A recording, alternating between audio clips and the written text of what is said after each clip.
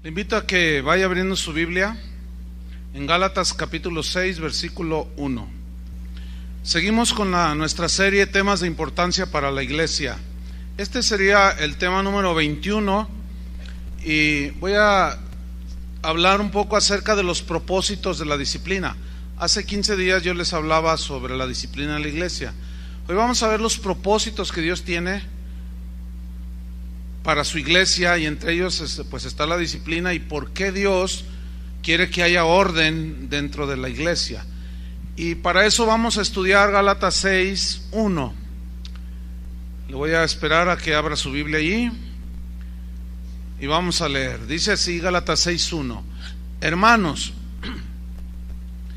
si alguno fuere sorprendido en alguna falta, vosotros que sois espirituales, restauradle con espíritu de mansedumbre, considerándote a ti mismo, no sea que tú también seas tentado. Los propósitos de Dios de que haya disciplina en la iglesia siempre llevan la intención de corregir y de restaurar a sus hijos cuando caemos. Nunca la disciplina en la iglesia fue diseñada por Dios para rechazarnos, para desahuciarnos o tirarnos allí otra vez a la perdición. No. Él murió en la cruz del Calvario para librarnos de la esclavitud del pecado. Cuando nacemos de nuevo, que pasamos a ser hijos de Dios, en ese momento Dios, como a hijos, nos disciplina, porque ¿qué padre es aquel al que su hijo no disciplina, padres? ¿Verdad? ¿Cuánto más Dios? Y Dios al que ama, disciplina. Entonces, vamos a ver 5 propósitos que Dios tiene para que haya orden en la iglesia, y veamos estos 5 propósitos de la disciplina en la iglesia. Propósito número uno es precisamente para restaurar. Siempre llevará la disciplina del Señor este anhelo de Dios de restaurar. Entonces vamos a estudiar el versículo 1 del capítulo 6 de Gálatas que acabamos de leer. Vamos a estudiarlo frase por frase porque es muy importante comprenderlo. En primer lugar dice hermanos. Eso significa que es entre nosotros la familia de Dios. Somos hermanos porque la misma sangre de Cristo es la que nos ha lavado y limpiado nuestros pecados. Tenemos un mismo Padre, tenemos un mismo Espíritu, y eso nos hace hermanos en la fe. La Biblia dice que ahora somos parte de la familia de Dios. Entonces, estas instrucciones son para los cristianos, para los hermanos. Solamente son aplicables a los hijos de Dios. Por eso dice hermanos. Y luego viene una frase: si alguno, esa frase, si alguno, incluye a todos. ¿Por qué? Porque nadie está exento de cometer errores. ¿Están de acuerdo con eso? Es decir, todos de alguna manera cometemos errores, podemos pecar de hecho, de obra, de pensamiento o aún de omisión. Santiago dice que el que sabe hacer lo bueno y no lo hace, le es pecado. Entonces, somos muy frágiles, ciertamente.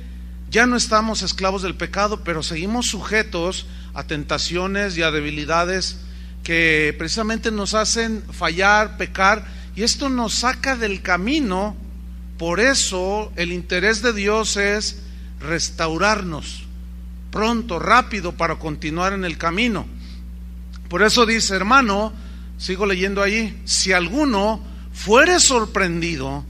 Esta frase, fuere sorprendido, significa ser atrapado, alguien que cayó atrapado por el engaño del pecado, alguien que fue seducido por la tentación. Que a propósito les recomiendo que busquen las enseñanzas del jueves, que iniciamos una serie enfrentando la tentación, que yo creo que le incumbe a todos los cristianos. Entonces, si alguno fuera atrapado por el engaño del pecado que cedió a la tentación, lo engañó su propio corazón, sus pensamientos lo llevaron por otro lado y se desvió del camino del Señor, si alguno es sorprendido y de pronto se ve que ya cayó y está ahí en algún pecado, pero también implica, si alguno fuere sorprendido, implica también que fue descubierto en un pecado, que lo tenía oculto, y lo pudo haber descubierto la esposa, el papá, el hijo, etcétera. O sea, alguien que fue de pronto descubierto y alguien lo vio, se dio cuenta de algún error, de algún pecado que se cometió. Entonces, tomamos el versículo: hermanos, si alguno fuere sorprendido en alguna falta. Aquí la frase en alguna falta en el griego significa literalmente caer al lado del camino. Es como si alguien va en un camino y de repente algo pasa, tropieza, se le atraviesa algo y se cae, pero se cae a una cuneta de 5 metros de profundidad. Bueno, pues se golpea de seguro, ¿no? Esa es la idea aquí, en alguna falta, es decir, alguien que se cae del lado del camino, violando los mandamientos de Dios, pecando pues, y esto hace que al caer se aparte del camino de Dios. Y si se levanta el que cae en el camino del Señor y toma otro camino, o sea, no regresa al camino de Dios, entonces toma otro camino, que ya no son los caminos de Dios, que puede ser el engaño, la autocomplacencia, y tomamos otros caminos. Entonces, retomamos: hermanos, si alguno fuere sorprendido en alguna falta, si alguno se cayó en el camino. Hay un caso en la Biblia de un hombre que fue muy amado por Dios, se llamó David, era un rey, ¿se acuerda?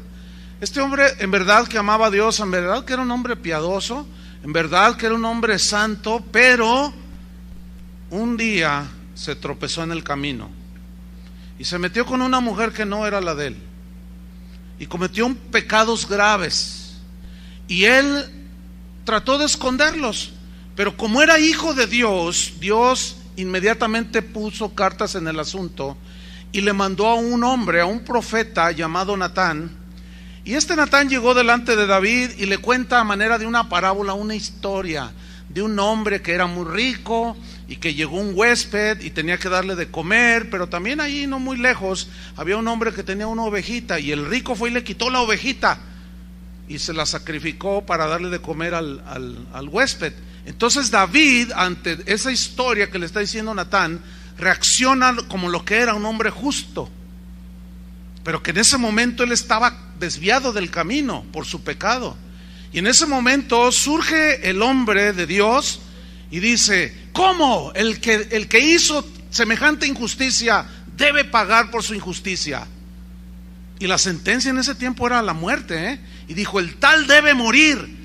O sea, todo eso estaba dentro de la rectitud de un hombre de Dios. Entonces el profeta lo mira y le dice: eres tú, David, le dice. Y en ese momento él entendió que Dios lo estaba reprendiendo y cayó en un arrepentimiento muy profundo.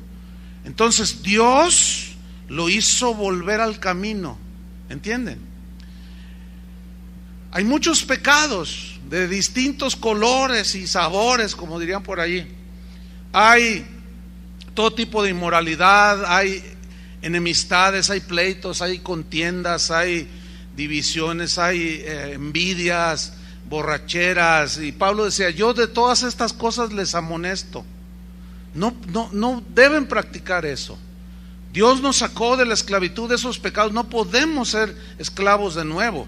Entonces el pecado nos saca del camino, ¿sí? Y caemos ahí a un lado del camino heridos, pero necesitamos volver al camino. Sin embargo, necesitamos ayuda para volver al camino. Alguien que se desbarranca, se rompe un brazo, se hace una herida en la cabeza, se rompe un fémur, una pierna, qué sé yo, entonces necesita que alguien llegue. Para eso existe la Cruz Roja. Y llegan los paramédicos y ellos hacen los primeros auxilios. Si hay fracturas, te acomodan todo ahí más o menos, te ponen en una posición que no haya más consecuencias, te ayudan, te comienzan a dar la mano, y nadie le recrimina nada al que se accidentó, al que se salió del camino. Eso es otro asunto, pero hay que ayudar al caído. Entonces retomamos el versículo de Gálatas 6:1. Hermanos, si alguno fuere sorprendido en alguna falta, que se salió del camino, vosotros que sois espirituales. ¿Quiénes son los espirituales? Los espirituales son los que han madurado en Cristo. Habla de los más maduros. Habla de los que han aprendido las lecciones de la vida. Habla de gente que ya ha sido tratada, disciplinada por el Señor, han sido moldeados, entiende los propósitos de Dios, sabe que todas las cosas le ayudan para bien. O sea, es alguien que ya ha madurado en los caminos de Dios y por lo tanto es una persona espiritual que está capacitada para restaurar al caído. En primera instancia, pongan atención, son los pastores los que teóricamente son los más maduros. Digo teóricamente porque así como en una familia ustedes padres, que hoy se celebra nuestro día de padres, ¿verdad? Se supone en teoría que somos más maduros que nuestros hijos, ¿verdad? Se supone. Porque ya viendo la realidad, hay mucha inmadurez muchas veces nosotros como padres. Pero también se puede dar que los pastores, que haya pastores que no por el hecho de estar ya de alguna manera pastoreando, pueden ser gente que es inmadura. Entonces, al ser inmaduros y no tener bien digeridas y entendido el tema de la disciplina, o no la aplican o se exceden en la disciplina. Entonces los espirituales, perdón, son aquellos que restauran, son aquellos que tienen la mano al caído, porque un inmaduro solo va a complicar las cosas. Porque un inmaduro, alguien que no está, que no ha desarrollado ese carácter de Cristo, cuando ve que alguien cae, que ve que alguien tropieza y lo confronta, bueno, le hace un juicio muy severo. Sí, o sea, no, te lo dije, y de una manera inflexible lo condena sin amor, sin paciencia. Y el propósito básicamente de alguien así que te eche en cara algún error en lugar de tenderte la mano, es producto de su inmadurez, y eso puede destruir a la persona. ¿Sí? Alguien dijo, hay un dicho muy mencionado dentro de la iglesia cristiana alrededor del mundo, que dice que la iglesia es el único ejército, porque también la Biblia habla como que somos un ejército, el ejército de Dios, que es el único ejército que le da el tiro de gracia a sus heridos. Si ustedes se fijan en las películas de guerra, cuando ellos tienen órdenes específicas de que cuando uno de los soldados cae herido, no lo pueden dejar ahí, y mucho menos para que no sufras, toma, ¿verdad? No, se regresan y no lo dejan allí.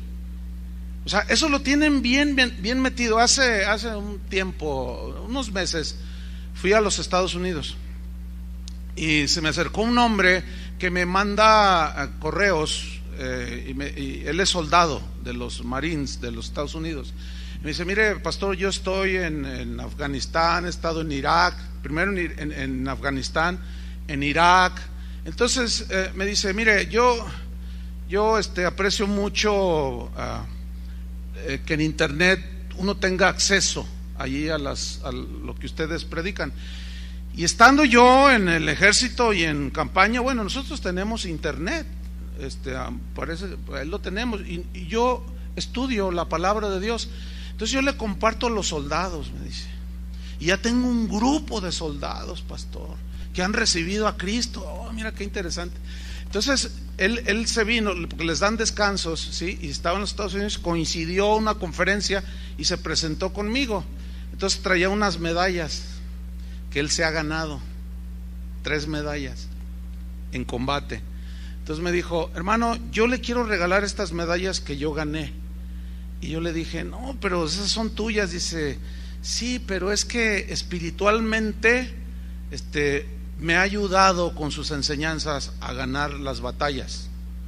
Entonces, bueno, yo las recibí y ahí las tengo, pero se me hizo muy significativo, porque yo dije, bueno, está dando algo de frutos, ¿sí? El hecho de compartir la palabra como es, Dice, yo recibo la exhortación porque hay cosas. Y mira que estaba de este tamaño, el soldado.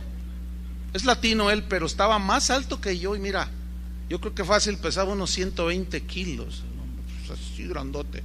Y me miraba así, pastor. Y yo, sí, démela, está bien, hermano. O sea que sí imponía respeto el hombre. Pero él, a pesar de su rudeza y del trabajo que tiene el soldado, dice, no, yo recibo con mansedumbre la palabra, porque me ha corregido, pastor. Y ahí estaba su esposa, y la esposa le hacía. Entonces, la disciplina, hermanos, lleva ese propósito de restaurar. Nunca es de desechar a nadie. Entonces, si nosotros entendemos esto, vamos a dar un paso muy importante. Retomo Gálatas 6:1. Hermanos, si alguno fuere sorprendido en alguna falta, vosotros que sois espirituales, los que ya han crecido, han madurado, dice, restauradle. ¿A quién van a restaurar? Al que ha caído, ¿no es cierto? O al que se está desviando del camino. Como ahorita yo estoy enseñando, y yo sé que al enseñar esto, estoy corrigiendo el camino de algunos que tal vez se han salido. Esta es parte de la función de la disciplina, y la palabra de Dios es para esto. Ahora bien, la palabra restaurarle en el griego tiene varios significados. Uno de ellos es remendar. Es como en Mateo, cuando Jesús dice que se acercó y estaba Juan y Jacobo remendaban las redes, ¿se acuerdan? Estaban ahí sentados remendando y Jesús los llamó. Esa palabra remendando sus redes es la misma que aparece aquí en Gálatas 6:1. Y remendar una red es porque ha sufrido algunos desperfectos. Se han roto algunos hilos, se han enredado, hay nudos. Entonces el pescador se sienta con mucha paciencia y comienza a desenredar los nudos, comienza a amarrar los hilos rotos, comienza a poner hilos nuevos y empieza a tejer otra vez la red para que quede en óptimas condiciones. Esa es la idea de restaurar, fíjense. Volver a la condición anterior. ¿Cuál era la condición anterior de alguien que cae? Que estaba en comunión con Dios, que estaba caminando con Dios. Entonces la idea es volverlo al camino para que siga caminando y en comunión con Dios. Ahora bien, estos espirituales que restauran, la Biblia en el mismo versículo 6 nos dice la actitud que se debe de tener, que deben de tener los restauradores. Volvamos otra vez al 6:1. Vosotros que sois espirituales, restauradle, y nos dice la actitud, con espíritu de mansedumbre. Ahora, aquí la palabra espíritu habla de actitud. Es decir, significa, háganlo con una actitud humilde y paciente. Eso significa en el griego. Restáurenle, pero tengan una actitud humilde, mansa y de mucha paciencia y de mucha misericordia al que cayó. Por eso el que no es espiritual, que está en plena formación y que camina con Dios, ahí hay un peligro de que se sienta soberbio, orgulloso porque camina bien con Dios, siente la bendición de Dios, pero cuando ve que alguien cae no tiene misericordia, ¿entienden? Es drástico, es inquebrantable y saca la luz, hasta en internet publica tu pecado. Y eso no se hace, porque es entre hermanos, ¿entienden? Al rato voy a tocar un punto bien importante que todos debemos de entender. Tiene que ser con una actitud humilde, ¿sí? Con una actitud de amor, de perdón, de entendimiento, no de escandalizarse. Ay, mira cómo. Porque el restaurador sabe que cualquiera, incluyéndolo a él, está en posición de caer también.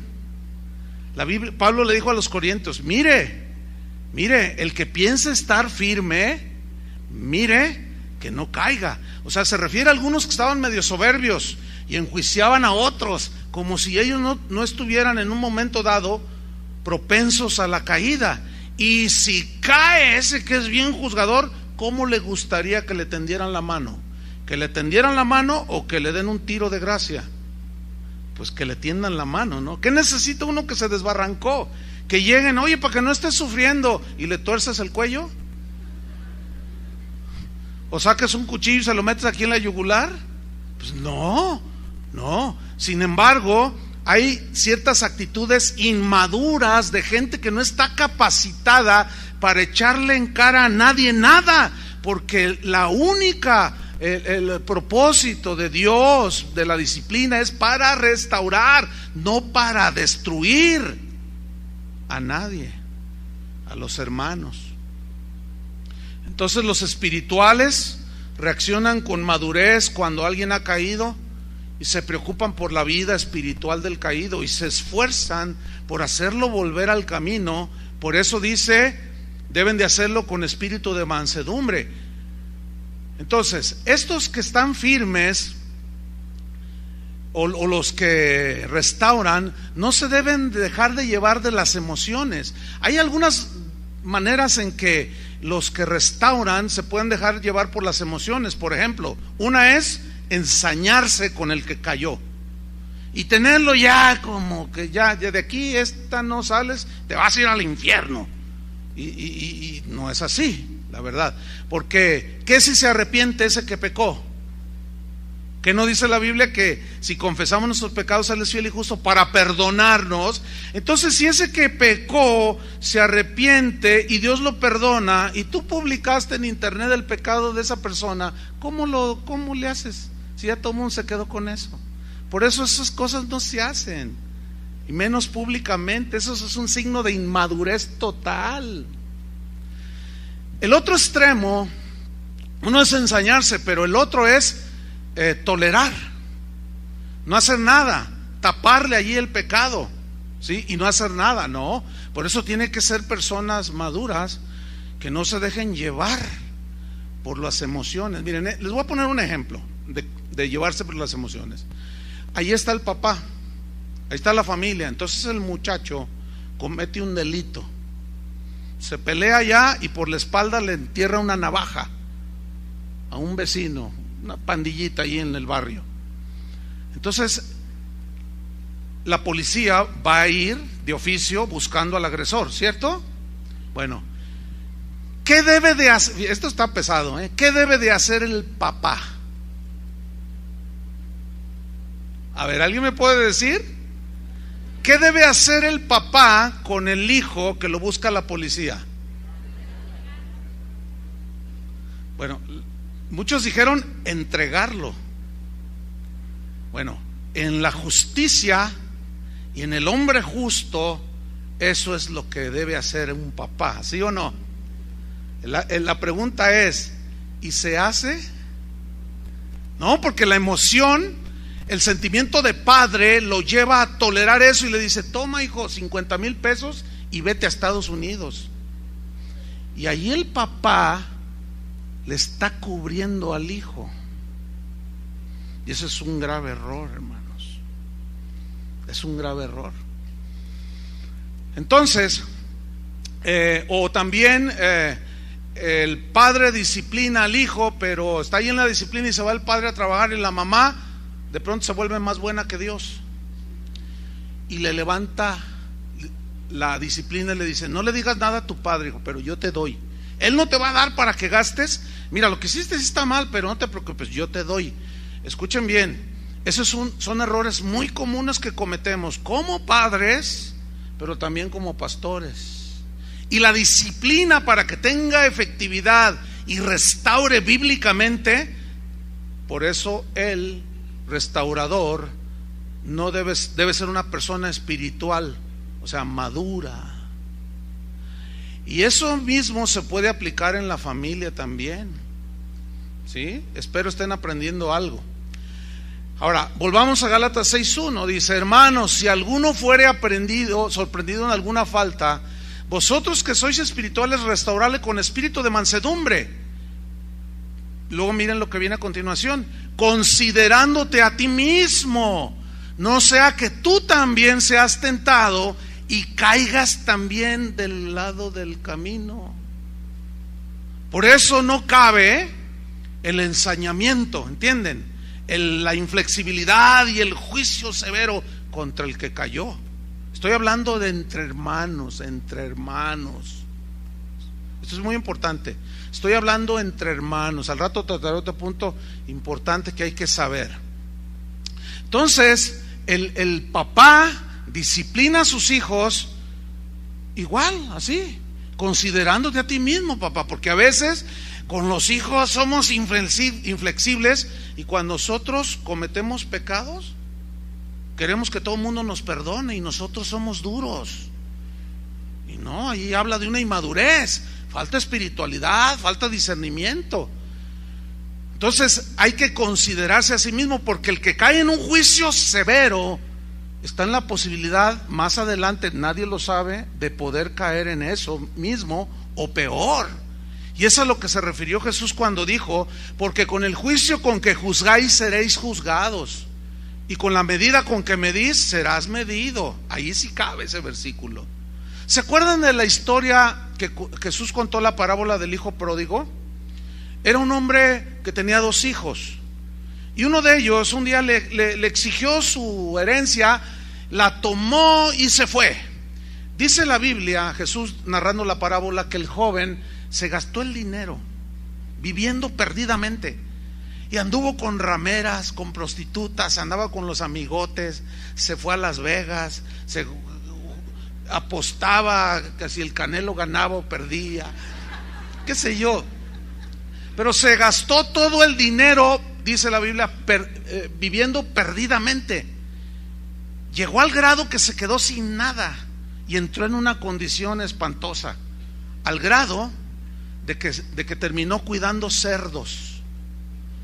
Y como todavía no recibía su quincena, tenía hambre, y como todavía no le pagaban, se quería comer la comida de los cerdos. Mira nada más qué situación tan lamentable. Entonces, cuidando cerdos, su olor se te impregna, ¿no es cierto? Y estando en esa condición, el muchacho dijo, volviendo en sí, dijo: ¿pero qué he hecho?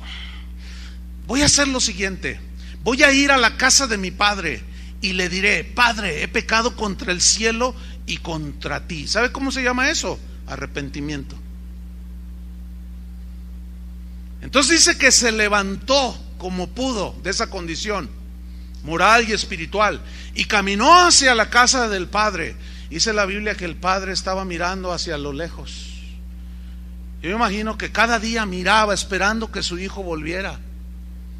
Entonces dice que cuando lo vio a lo lejos, salió a su encuentro, y el joven inmediatamente le dijo: Padre, he pecado contra el cielo y contra ti, no soy digno de que me llames tu hijo, hazme como uno de tus jornaleros. Y dice que el padre llegó y lo abrazó, y olía a cerdo. Lo abrazó, lo besó y dio una orden, dijo: traigan un vestido nuevo, traigan zapatos nuevos. Imagínate cómo venían sus pies. Claro, primero se bañó, ¿no? Obviamente. Y le puso un anillo nuevo y dijo: y maten un novillo, el más gordo, vamos a hacer una fiesta, porque mi hijo se había salido del camino y ya ha regresado a casa. Bueno, ahí Jesús en esa parábola está mostrando la misericordia de Dios, del Padre, que cuando un pecador se arrepiente, Él lo recibe, no le reprocha absolutamente nada. Pero había un hermano de ese joven. Ese fue con el padre y le reclamó y le dijo: Padre, ¿cómo es posible eso? Tu hijo, así le dice, tu hijo, no dijo mi hermano. Dice: tu hijo se gastó todo el dinero con rameras. Fue y apostó al Atlas y perdió.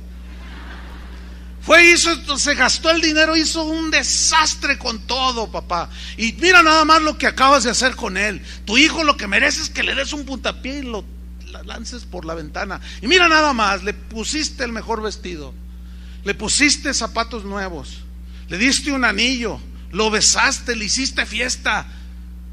Dice: y a mí no me das nada. Le dice: ay, hijo. Fíjate nada más la actitud que tenía dura, inflexible, sin misericordia. Ahí están tipificadas las dos actitudes. ¿Cuál actitud es la que Dios quiere que tengamos? Como la del Padre, que recibe al que se arrepintió. ¿Qué no estudiamos ya? Si tu hermano peca contra ti, ve y repréndele estando tú y él solo. Si se arrepiente, has ganado a tu hermano. Y de eso ya lo expliqué bastante. El propósito es ganar al hermano, volver a la comunión, nunca destruirlo. Entre hermanos no debemos de destruirnos. El segundo propósito de la disciplina es para amonestar a los desordenados. ¿Qué es un desordenado? Que anda botando las reglas del hogar, las reglas civiles, del matrimonio, de todo. Es un desordenado total. Y miren lo que dice la Biblia al respecto. Y para esto es la disciplina. Segunda Tesalonicenses 3:10. Segunda Tesalonicenses 3:10. Para amonestar a los desordenados. Dice así: porque también cuando estábamos con vosotros, bueno, cuando lo tenga diga ya. Dice así: porque también cuando estábamos con vosotros, mire lo que viene, os ordenábamos esto.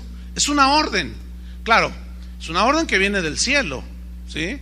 Es una orden de Dios a través del apóstol Pablo. Dice, os ordenábamos esto. ¿Qué ordenó? Si alguno no quiere trabajar, tampoco coma. Eso es andar en desorden.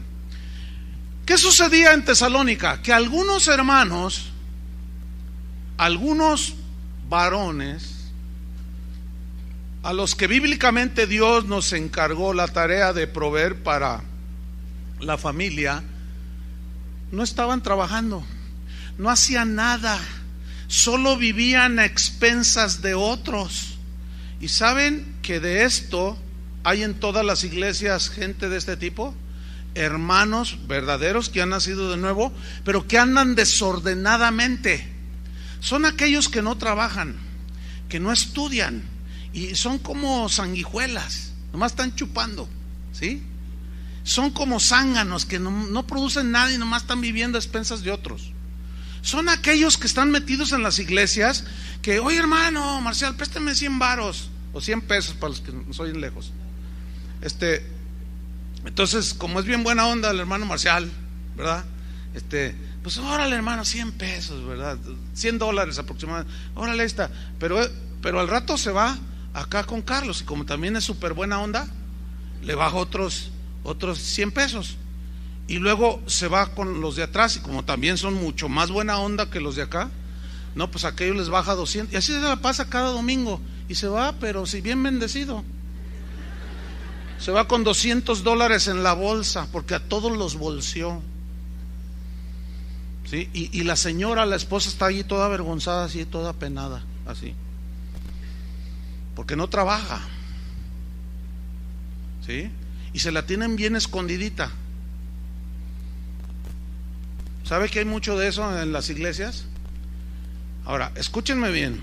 En la familia, ahí va, si cualquiera de sus hijos no quiere ni estudiar ni trabajar, señora, señor, hermanos, para que se oiga más espiritual, hermanos, no le den de comer, no le compren ropa, no le den para gastar.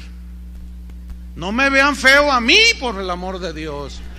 Si tienen algo que reclamar, reclámenle a Dios, vean lo feo a Él, porque Él es el que ordenó que esto se escribiera. Por eso muchos tienen unas broncotas en su familia con sus hijos, porque les toleran todo, ya están con sus dedos bien ejercitados, ¿no? De los jueguitos. Eso sí los tiene bien delgaditos, porque eso sí los corretea todo 8 horas ahí moviéndolos. Esos están bien esbeltitos. Está ahí, hijo, amá, dame de comer, amá. Entonces el papá le dice, claro, hay excesos, hay padres que a los 10 años, 12, ya salgas a trabajar. No, papá, por favor, No estoy hablando de eso, esos son excesos y abusos de autoridad. No estoy hablando de eso, estoy hablando de los ociosos, que ya están en edad de estudiar o de hacer algo, y nada más están allí. Entonces el papá no le da y la mamá otra vez se vuelve más buena que Dios. Tenga, mi hijo, no le digas a tu papá porque me va a dar mis cachetadas, ¿eh? No le vayas a decir, toma, ahí te van, dale, hay 500 pesos. Y el otro está ahí, gracias, mamá. Mire, escúcheme bien. No, pues es así como que da risa. Pero pregúntenle a los que están en esa situación si les da risa. No es para reír. Usted está malcriando a sus hijos. ¿Saben que Dios no malcría a sus hijos? Dios no se deja. Mire, por más que llore y se tire al piso, Dios no es emocional como nosotros. Nosotros sí. Ahí está el niño revolcándose. Tenga pues, hijo, para que ya no llore. No, papá, tienes que ser más firme. Tenemos que ser más firmes. ¿Sí o no? Y no dejarnos llevar por el amor de padres. Y hoy es día del padre. Hijos, hoy les voy a dejar que hagan todo lo que quieran. No, hombre, al contrario. Hoy, al rato que te lleven a comer o que te den la sorpresa, les vas a decir, yo soy su padre. Y aquí voy a ejercer la disciplina del Señor. ¿Sí o no? Ahora, ¿cómo se debe de ejercer esa disciplina? Fíjate. Con espíritu de mansedumbre, considerándote a ti mismo. Yo trato muchos casos así. Gente me llama o me escribe o qué sé yo. Me dicen, pastor, ¿qué hago? Mi hija tiene 17 años y acaba de salir embarazada.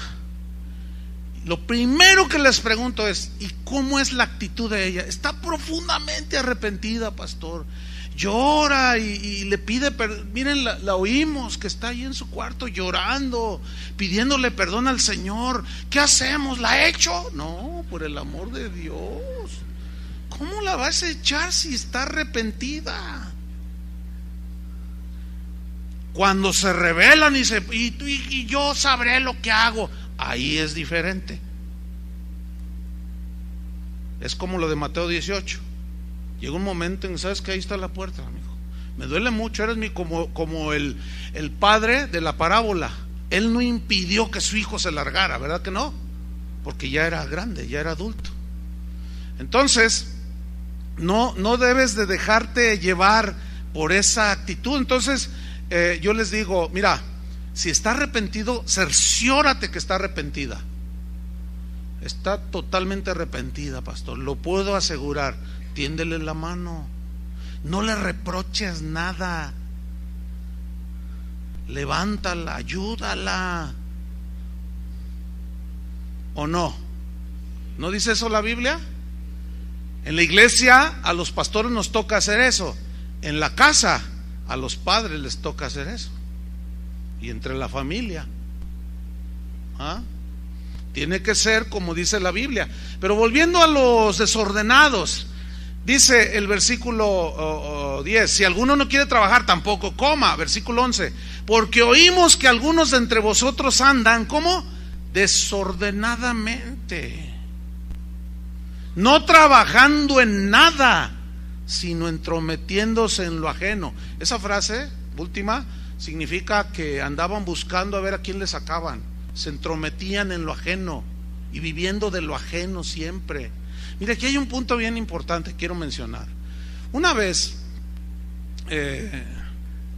había un hermano aquí en la congregación. Yo lo miraba, lo saludaba de cuando en cuando, pero nunca tuve una plática más allá de hola, ¿cómo está, hermano? Hasta allí. Yo no sabía su trasfondo, no sabía nada, pero me enteré que estaba en una situación apremiante económica, y yo me enteré que él necesitaba 2,000 o 3,000 pesos, no me acuerdo bien la cantidad. Entonces yo me enteré y yo dije, yo tengo los 2,000 pesos, yo se los voy a dar, no se los voy a prestar, se los voy a regalar. Entonces tomé los 2,000 pesos y fui a buscar al hermano, y cuando voy el Señor me habla y me dice, mira, Chuy, no quiero que le des un solo centavo. Entonces yo dije, no, este es el diablo. Porque la Biblia dice que si ves que tu hermano tiene necesidad y cierras tu corazón contra él, ¿cómo mora el amor de Dios en ti? Así dice, ¿no? Entonces dije, no, dice, no, pero esta es otra cosa. Mira, yo estoy tratando con ese hombre, es cristiano, pero él anda desordenadamente, no trabaja. Lo que pasa es que tú no te has dado cuenta.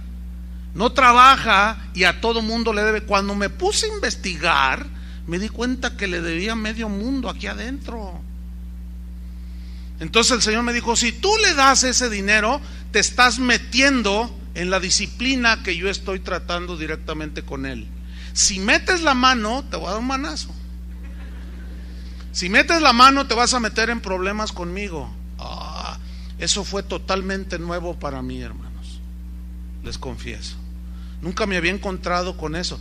O seguramente sí, pero al faltar también entendimiento de la palabra de Dios, más discernimiento, experiencia, lo que tú quieras, seguramente se habían presentado casos así. Es como esto. Yo disciplino, o un padre disciplina a su hijo, ¿sí? Y la mamá le dice, el padre le dice, no te voy a dar para gastar, y se va el papá, y por acá la mamá le dice, pero ahí te van los 500 pesos. ¿Entiende? Entonces que está anulando totalmente, está metiendo ahí la mano y ya no se va a cumplir el propósito. Entonces sigue habiendo desorden allí. Entonces yo entendí, y Dios me enseñó algo muy importante para el ministerio pastoral. Antes de hacer algo como eso, yo investigo, pregunto, porque no vaya a ser que me vea ayudando a alguien con el cual Dios está tratando, ¿me entiende? Porque también hay trato personal con Dios, con sus hijos. Entonces y aprendí también lo que dice la Biblia. Con esa experiencia dice que los hijos de Dios somos guiados por el Espíritu Santo, ¿cierto? Entonces todos somos guiados por el Espíritu Santo y tenemos que oír la voz del Señor por el Espíritu para saber. Y en muchas otras veces el Señor dice, sí, ayúdale con esto, y seguimos adelante. Entonces vamos otra vez a Tesalonicenses. Entonces había unos que se entrometían en todo, y mira lo que dice el versículo 12: no trabajaban, y miren el mandato apostólico: a los tales, o sea, desordenados, mandamos y exhortamos por nuestro Señor Jesucristo, que trabajando sosegadamente coman su propio pan. O sea, moralmente es injusto vivir a expensas de otros, ¿entienden? No se vale. No se vale ser aprovechado, ventajoso. No se vale. Dios no lo ve bien eso. Y no, ya ni se diga cuando el esposo le dice a la esposa: oye, viejita, métete a trabajar, ayúdame, ándale, mira, los gastos son muchos. Y luego la señora se pone a trabajar y resulta que le pagan bien a la señora, y luego el marido dice: oye, ¿qué te parece si yo me quedo en la casa cuidando a los niños? No, usted se ríe, pero ¿viera cuántos casos hay? ¿Viera cuántos casos hemos tratado aquí en esta congregación de hombres que no trabajan y que sus esposas los mantienen? ¡Qué vergüenza! ¿Verdad que sí? Algunas están así, pero habían de ver las caras de algunos. Yo no sé qué querrán decir con la cara que pusieron algunos. Otros están nerviosos y están acomodando la corbata. Bueno, andan desordenadamente. Pero andar desordenadamente puede ser también metiendo discordia, metiendo chismes, ¿sí? Hablando de más, siendo indiscretos, imprudentes, ¿sí? Habla también de las viudas que andan de casa en casa nomás chismeando, y eran cristianas, y esa instrucción se la dice Pablo a Timoteo. Dice: mételas en orden, Timoteo, a esas señoras. Son hijas de Dios, sí, pero como ya no tienen marido a quien someterse, andan ahí de verduleras, andan ahí de chismosas. Y no, mételas en orden, Timoteo. En la casa de Dios debe de haber orden. Eso es lo que enseña la Biblia. Pero mira lo que dice el versículo 13: y vosotros, hermanos, no os canséis de hacer el bien. Mira qué interesante, cómo Pablo pone el equilibrio. Por un lado dice, no les den de comer a los que no quieren trabajar ni hacer nada. Y por otro dice, pero sean sabios, no se cansen de hacer el bien. O sea, sigan haciendo el bien, pero por favor tengan cuidado con los desordenados. A esos no les den un peso. Y bueno, yo quiero aprovechar la enseñanza para decirles que efectivamente hay gente desordenada de ese tipo aquí en Casa de Oración, que se ponen allá afuera o a la salida o se mezclan ahí, siempre están pidiendo dinero. No les den un peso. Es que no hay trabajo, hermano. ¿Y cuánto tiempo tiene buscando trabajo? Como 20 años y no lo hallo, hermano. ¿Usted cree eso? Son desordenados. Pero por otro lado, no nos cansemos de hacer el bien. Ahora, fíjate lo que dice el versículo 14. Esto es bien importante. Si alguno no obedece a lo que decimos, o sea, los desordenados, si no obedecen a lo que decimos por medio de esta carta, a ese desordenado, ¿qué dice? Señaladlo. Que es exactamente lo que yo acabo de hacer ahorita. Cuando dije, están entre nosotros, no les den un centavo. Los estoy señalando. ¿Sí o no? Dice, a ese señaladlo y no os juntéis con él. Aquí yo fui un poco benévolo, porque no he dicho nombres, porque no los veo. Pero ahí andan. Dice, y no os juntéis con ellos, pero mira lo que dice, para que se avergüence. Nada más que ese verbo avergonzar en el griego es una palabra entrepo, así se escribe. Significa que esa de señalarlo y mencionarlo lleva el propósito de hacer recapacitar al desordenado. Eso es lo que significa. Entonces, no es para humillarlo, no es para pisotearlo, mucho menos para darle el tiro de gracia, no, sino para que se arrepienta, reconsidere y su desorden lo deje a un lado y entre en una conducta ordenada y se ponga a trabajar. Hay gente, mire, casi cada domingo usted sale, se va a su casa, va a comer, nosotros nos quedamos aquí hablando con la gente, orando con la gente, y no falta el domingo que entre la fila que quiere hablar siempre vienen los que, oiga pastor, pues dicen que aquí ayudan, me mandaron aquí, pues necesito 2,000 pesos, hermano, y a mí me dicen que aquí ayudan. Entonces uno, como tenemos al Espíritu Santo, podemos discernir. O sea, Toño, Ortiz, Chava, los que estamos así más al frente en lo administrativo, han desarrollado un discernimiento bien filoso.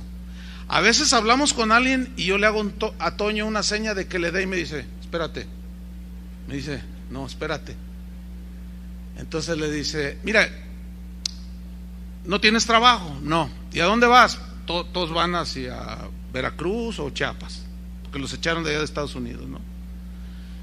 Dice, mira, te vamos a dar trabajo una semana. Vente a barrer una semana, aquí te ponemos a hacer y te vamos a dar 2,000 pesos por barrer. Está bueno el sueldo, ¿no? Y te vamos a dar los 2,000 pesos. Mañana te esperamos a las 8 de la mañana. Bueno, está bien. Pregúnteme si llegan. y a veces a mí, yo reconozco que ellos tienen más discernimiento. Por eso somos un equipo.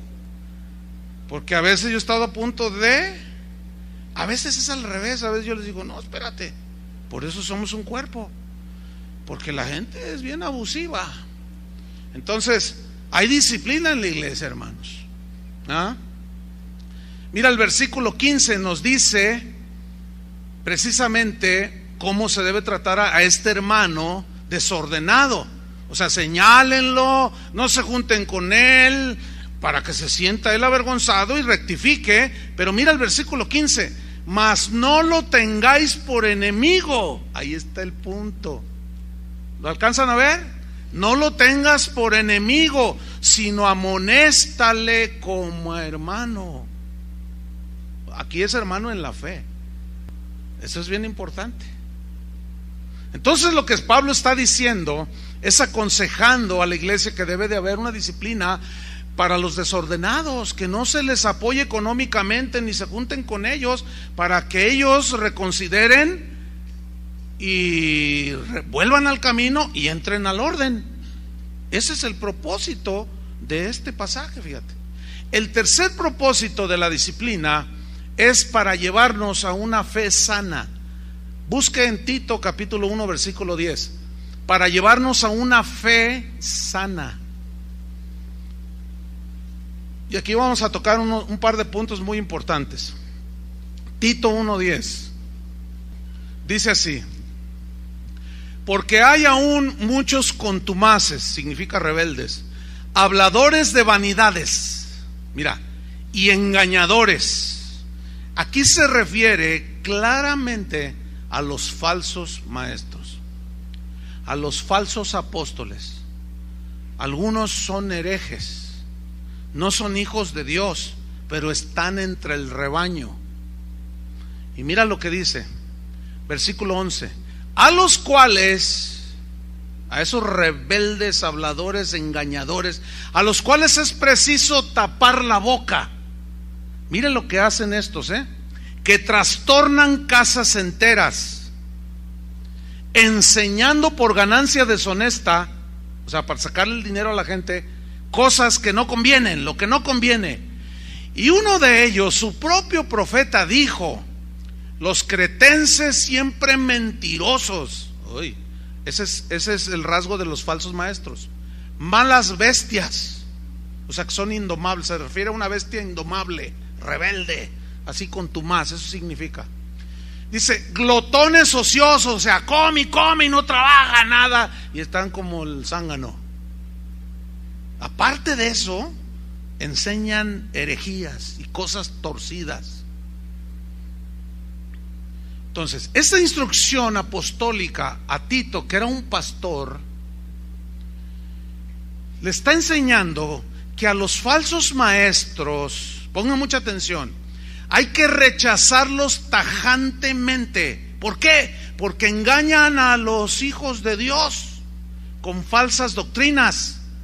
Y la instrucción apostólica es diferente, el trato contra los falsos maestros, que con los hermanos. A los hermanos hay que tenderles la mano, restaurarlos, ser paciente, pero con los falsos maestros, con esos no hay que tener contemplaciones, porque ellos se meten al rebaño y dañan las ovejas, se comen las ovejas, y a ellos hay que tratarlos de diferente manera. ¿Cómo? Les voy a dar un ejemplo. Vamos a ver 1 Timoteo 1:19. Hubo un hombre que se llamó Himeneo. Ese estaba metido en la iglesia, y Pablo le da una instrucción apostólica al joven pastor Timoteo, y le dice en 1 Timoteo 1:19: manteniendo la fe y buena conciencia, desechando la cual naufragaron en cuanto a la fe algunos. Fíjate, naufragaron. ¿Qué es naufragar? Ahí en medio del mar, se perdieron en la inmensidad del mar, se salieron del camino. Aquí naufragaron en cuanto a la fe significa perderse de las verdades del evangelio. Y luego da nombres, versículo 20, de los cuales son Himeneo y Alejandro, a quienes entregué a Satanás para que aprendan a no blasfemar. ¿En qué consistía su blasfemia? En que se metieron entre los discípulos, eran falsos maestros, y enseñaron herejías, fábulas, mitos, tonterías, y trastornaban las familias de la iglesia. Y en 2 Timoteo vuelve a mencionarlo Pablo a este tal Himeneo, 2 Timoteo 2:16, y ahí dice más claramente en qué consistía la actitud, porque Pablo tenía esa actitud hacia Himeneo, que lo entregó a Satanás, o sea, lo sacó de la iglesia. Eso significa. ¿Por qué? 2 Timoteo 2:16, aquí está, mira: mas evita profanas y vanas palabrerías, porque conducirán más y más a la impiedad, y su palabra, está refiriendo a lo que dicen los falsos maestros, su palabra carcomerá como gangrena. Mira la gangrena, es mortal, ¿sí o no? Su palabra es como gangrena, sus enseñanzas son como gangrena, que pudren. Dice, de los cuales son, y aquí aparece otra vez este hombre, Himeneo y Fileto. Aquí se ve que ese tal Himeneo tenía influencia sobre algunos, arrastró a Alejandro, arrastró a Fileto y trastornó varias familias de allí de la iglesia donde Timoteo pastoreaba. Y le dijo, a esos sácalos de la iglesia, no tengas contemplaciones con ellos. Dice, ese Himeneo y Fileto se desviaron de la verdad, versículo 18, diciendo que la resurrección ya se efectuó. Decían tonterías acerca de la resurrección. Ya resucitamos, ¿cómo? Pero si todavía me caigo y me duele. Y la Biblia dice que vamos a tener un cuerpo glorificado. No, ya resucitamos espiritualmente. Es que tuve un sueño. ¿Y cómo fue tu sueño? Que ya habíamos resucitado. Y una de patrañas, de engaños. Y como ese tipo de cosas místicas a la gente le llama la atención, captan la atención de la gente. ¿Sabes qué? Yo fui arrebatado al cielo. Otros dicen, a mí, yo fui al infierno y vi y sentí las llamas. ¿Quiere que le cuente mi testimonio? Entonces el pastor inocente dice, sí, hermano, lo invito a la iglesia para que nos cuente ese testimonio. Entonces, hermano, hay un testimonio poderoso, dice el pastor. Entonces, hermanos, yo fui al infierno y estuve allá y vi a una mujer y vi a un hombre y vi esto y vi ahí al hermano fulano de tal. Y ustedes creen que era salvo, pues no era salvo. Y empiezan a contar su testirollo. Y entre eso que dicen respecto al cielo, al infierno y cuanta cosa, dicen un montón de herejías, que los que están sentaditos ahí están captaron tanto su atención que no están discerniendo lo que está diciendo ese, que es como gangrena, que va a enfermar la fe de los hijos de Dios. Eso era lo que hacían Himeneo y Fileto y Alejandro. Y Pablo dijo, a esos sácalos de la iglesia. Con esos, como no son hijos de Dios, el trato con ellos es diferente. Y aquí es donde debo tocar este punto muy importante. Debemos saber distinguir entre lo que es un falso maestro y un ministro verdadero de Jesucristo. Son dos personas totalmente distintas. Por ejemplo, a los verdaderos ministros de Dios, que se comprueba por la vida, la trayectoria, la gente los conoce, pero que también se equivocan, ¿sí o no? Pero no necesariamente son herejes. Un fiel ministro de Jesucristo enseña las verdades del Evangelio, enseña la sana doctrina, pero también se puede equivocar, ¿sí o no? Pero no debe ser puesto en la lista de los herejes, ni tampoco debe ser tratado como un hereje y publicarlo a los cuatro vientos su error. No, porque no es un falso maestro. Para ellos Pablo escribió, no lo tiene que buscarlo, en 1 Timoteo 5:19 dice, contra un anciano, o sea, un verdadero ministro de Dios, no admitas acusación, sino con 2 o 3 testigos. Aquí es diferente el trato. Aquí ya es la disciplina, porque si esa acusación resulta cierta, el ofensor, aunque sea un ministro, tiene que también recibir su disciplina, ¿sí o no? Pero no puede ser puesto en la lista de los herejes. No sé si alcanzan a verlo en las escrituras que lo estamos viendo. ¿Lo alcanzan a ver? Con los falsos, miren, Pedro, Pablo, Juan, todos hablaron de los falsos profetas. Por ejemplo, Juan dice, si alguno no trae esta doctrina, o sea, la doctrina cristiana, si alguno no trae esta doctrina, no lo recibáis en casa, ni le digáis bienvenido. Eso es tajante, ¿eh? Porque el que lo hace participa de sus malas obras. Entonces el falso maestro enseña herejías destructoras. El verdadero ministro comete errores, sí, y aún puede pecar, pero sigue enseñando la palabra de Dios. Sigue siendo un ministro verdadero. Les pongo un ejemplo bíblico, Gálatas 2, no lo busquen, no tienen, anótenlo nada más. Pedro estaba teniendo una conducta errónea.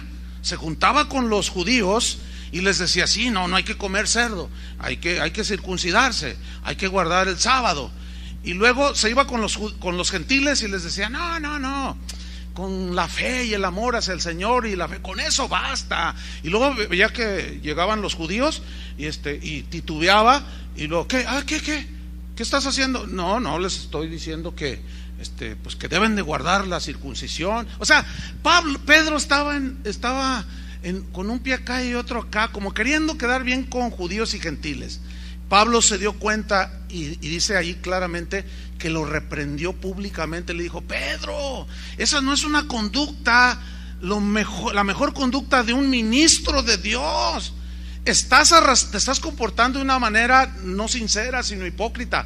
Te juntas con los judíos y te haces judío, con los gentiles y luego ya no sabes ni dónde estás pisando, y empiezas a judaizar a los gentiles y a los judíos los quieres gentilizar. Pedro rectifica, y saben que Pedro rectificó, corrigió la conducta y siguió adelante. Pero escúchenme, Pablo no lo trató como un hereje, ni tampoco publicó ni hizo una carta, Pedro es un hipócrita, Pedro es aquello, por tanto lo digo públicamente para que todos. No, porque era un hermano. Y ahí es donde algunos no saben diferenciar lo que es la gimnasia de la magnesia. Se confunden la geografía con la teología, o confunden la apología con la geografía. La apología es la defensa de la fe de la Biblia, y la geografía te ayuda a saber dónde estás parado, ¿no? Yo estoy en México, Guadalajara, 3,000 metros de altura más o menos sobre el nivel del mar. Hace mucho calor ahorita, sé dónde estoy. Pero algunos, al no estar bien ubicados o no tener la madurez, son unos inmaduros, no están capacitados para andar emitiendo juicios hacia nadie, y menos con una actitud como el hermano del hijo pródigo. Nada más destruyen. Esos deberían de callarse la boca. No están calificados, porque no lo hacen con mansedumbre. Ellos lo hacen para destruir. Pero con los falsos profetas no, ahí es tajante. Mira lo que dice. Vamos a Tito 1:13 rápidamente. Dice, este testimonio respecto de que los cretenses, esos que se habían metido a la iglesia, es verdadero. Dice, por tanto, repréndelos duramente. ¿A quién va a reprender duramente? A los cristianos, porque la segunda parte del versículo nos lo dice, para que sean sanos en la fe. Entonces la reprensión dura es para los cristianos. O sea, Pablo le está diciendo a Timoteo, reprende a los hermanos duramente para que sean sanos en la fe, para que no le hagan caso a esos falsos. Ahora, aquí hay dos palabras a estudiar: reprender y duramente. La palabra reprender en el griego significa amonestar, significa redarguir, convencer con argumentos bíblicos. Y la palabra duramente, apotomos del griego, significa cortar abruptamente con lo que puede dañar. Está ahí el peligro. Por ejemplo, estás con una persona ahí en el bosque, tú estás desmontando, traes un machete en tu mano y estás con alguien platicando, alguien que te está ayudando, están tomando un vaso de agua, y de pronto miras, traes el machete aquí y ves que viene una serpiente de esas venenosas y viene directo al talón del que tienes enfrente. Tú lo estás viendo, pero el otro no la ve. Entonces tú simplemente dices, no te muevas, ¡sac! Tiras el sablazo, ¿sí o no? Y le cortas la cabeza a la serpiente, y el otro ni cuenta se daba que estaba en peligro. Escuchen bien, este verbo, repréndelos duramente, lleva un propósito: para que sean sanos en la fe. ¿Qué significa que sean sanos en la fe? Para que tengan una fe basada en el Evangelio y no en las doctrinas de hombres, y menos en las herejías. Escuchen bien, esta es la explicación que debe entender todo cristiano, porque a veces no entienden, y esto es lo que a este punto yo también quería mencionarlo. Porque ustedes dirán: ay, pero a veces el pastor dice cosas bien tajantes. A veces el pastor habla así, bien, así contundente e inflexible. ¿Sí? Le voy a decir por qué. Porque veo a la serpiente que viene sobre ustedes, y yo tengo en la mano la espada del Espíritu, y yo no le voy a preguntar a usted si ya vio a la serpiente. ¿Entiende? Yo voy a agarrar la espada del Espíritu y le voy a cortar la cabeza. Y a los falsos maestros y a las falsas enseñanzas, sin contemplaciones. En eso es la instrucción bíblica para los pastores. Yo no me la pienso allí, yo le tiro el sablazo para cortarlo, aunque usted ni cuenta se dé. Lo que pasa es que algunos están ustedes allá y no lo entienden y dicen: ay, pues no, dicen que es con amor, con mansedumbre. ¿Y entonces por qué el pastor es así? Por eso, para que sean sanos en la fe. Por eso cuando yo les digo pactar con dinero, tratar de comprar el dinero con dinero, las bendiciones de Dios, es una herejía y no lo haga. Y soy tajante, porque eso agrede el Evangelio, ¿sí o no?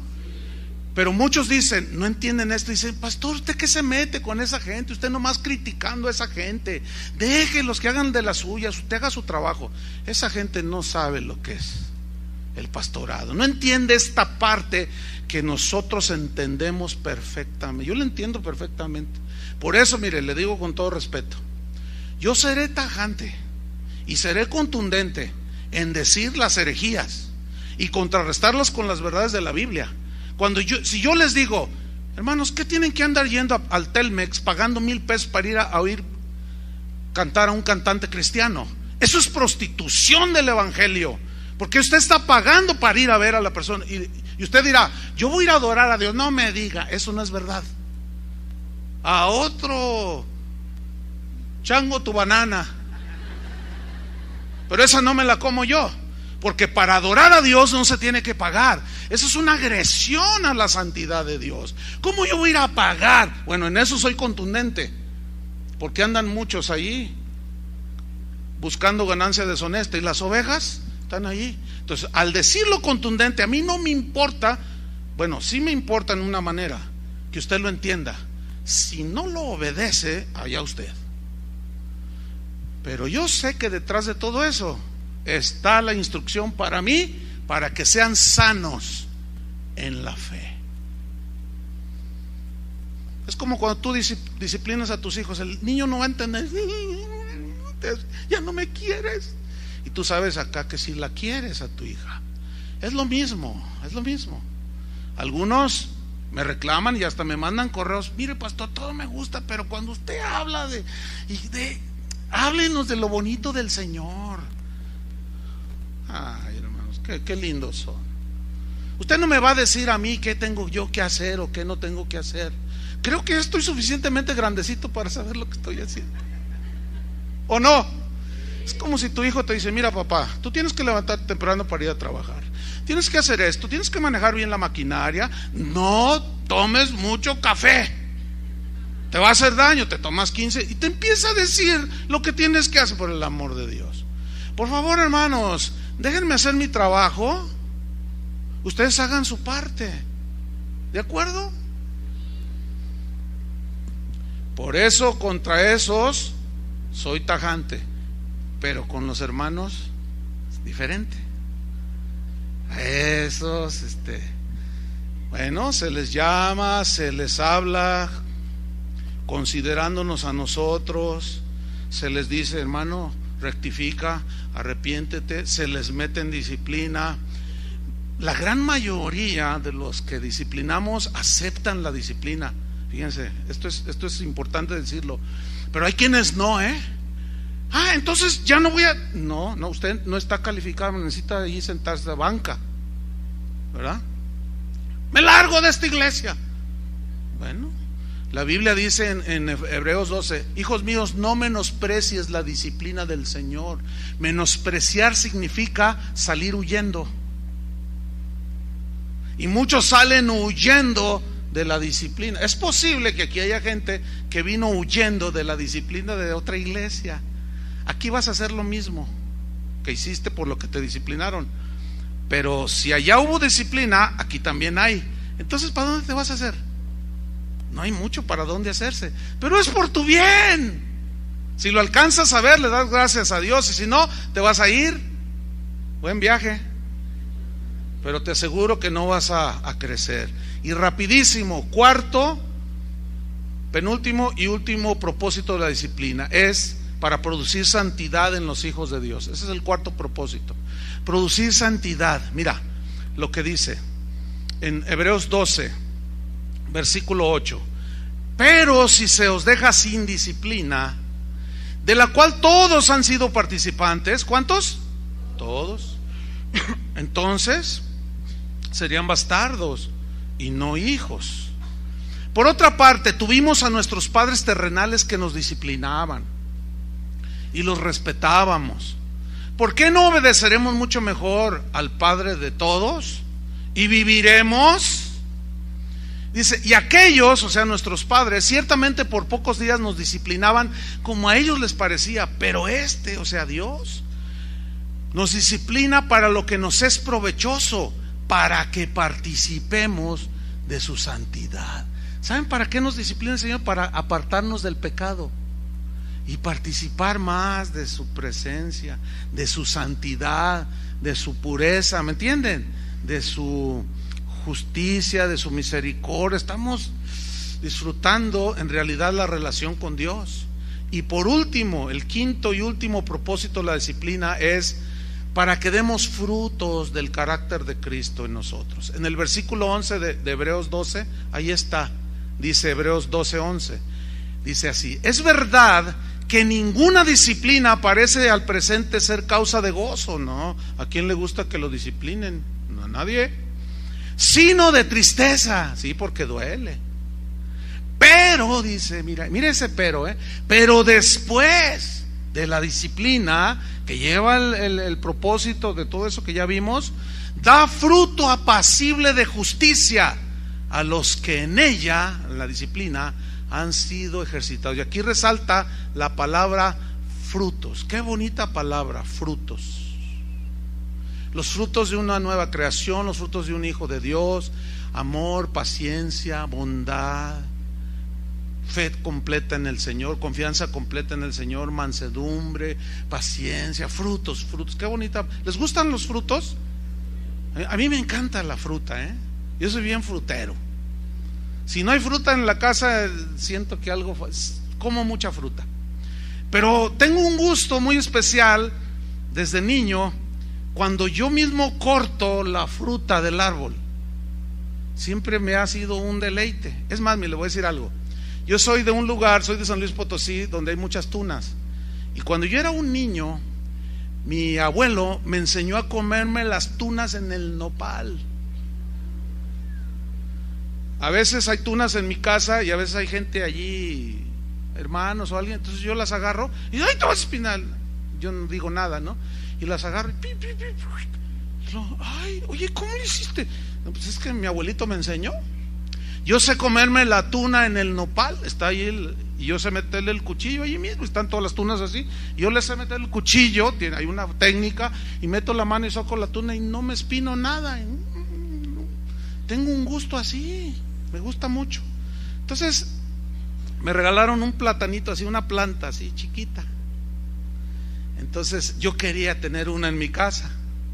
Entonces me llevé el platanito y lo planté, pero preparé el lugar, le puse composta abajo, un pozo lo suficiente, puse composta, lo planté ahí, el bastaguito así chiquito, y lo cubrí con tierra, le echaba su abonito y lo riego. Bueno, empezó a crecer.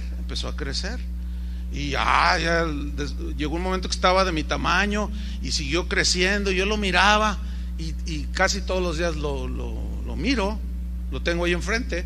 Entonces iba creciendo y de pronto vi que a su alrededor comenzaron a salir otros chiquitos, y alguien me explicaba que el plátano, la planta del plátano por abajo echa como una raíz, y de ahí salen los otros troncos, que son las palmas las hojas de plátano, la planta pues del plátano.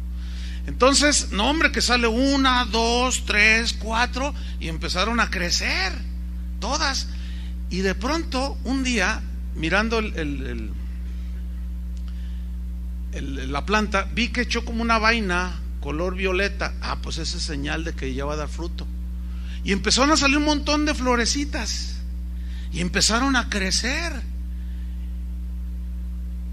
Y pasó empezaron a madurar los platanitos, pero luego los otros alrededor empezaron, todos ya tienen su penquita, ¿sí? Ya están pero dando fruto, y yo estoy bien contento porque me gusta el fruto. Pero el primero que dio, empezaron a madurar. Entonces yo dije, nadie me los toque, yo quiero ser el primero. Y corté el primero. Tú ya comiste, ¿verdad, Charlie, de eso? Corté el primero. Y cuando, toda una ceremonia, ¿verdad? Así el platanito, así. Y cuando le di la primera mordida, mire, están buenísimos, dulces. Pero escúcheme bien.